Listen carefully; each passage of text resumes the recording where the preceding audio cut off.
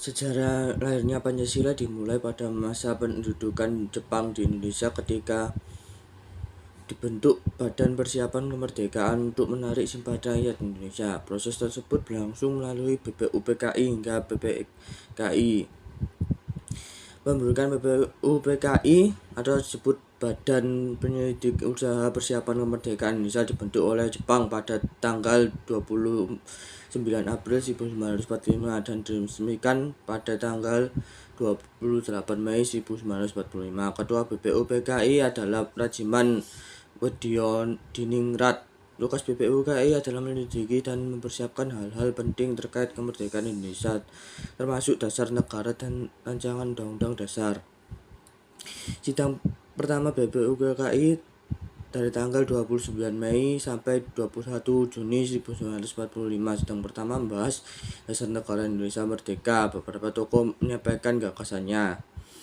Muhammad Yamin pada 29 Mei 1945 mengusulkan 5 asas dasar negara seperti peri kebangsaan dan peri kemanusiaan.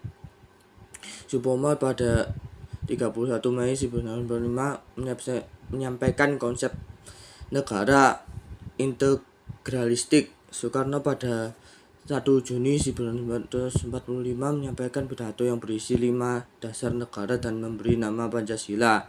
Isi Pancasila yang dinamakan Soekarno meliputi 1.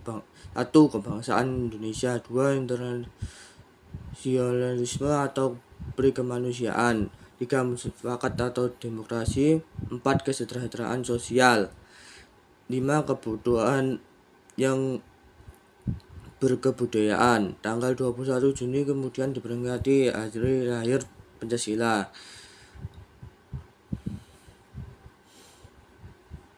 Pembentukan Panitia 9. Setelah sidang bersama selesai, dibentuk Panitia 9 yang bertugas merumuskan dasar negara. Panitia ini dipimpin oleh Soekarno dan beranggotakan tokoh-tokoh penting seperti Muhammad Hatta dan Muhammad Yamin. Pada tanggal 22 Juni 1945,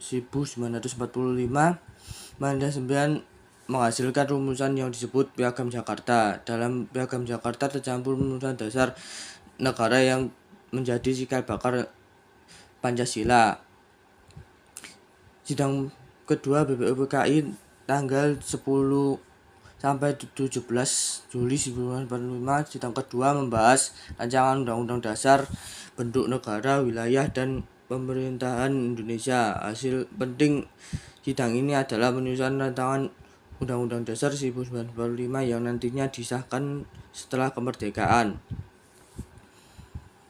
Pembukaan BPUPKI dan bentuknya PPKI. Pada tanggal 17 Agustus 1945 BPUPKI dibubarkan dan diganti dengan PPKI, Panitia Persiapan Kemerdekaan Indonesia. Ketua PPKI adalah Soekarno dan wakil ketuanya Muhammad Hatta.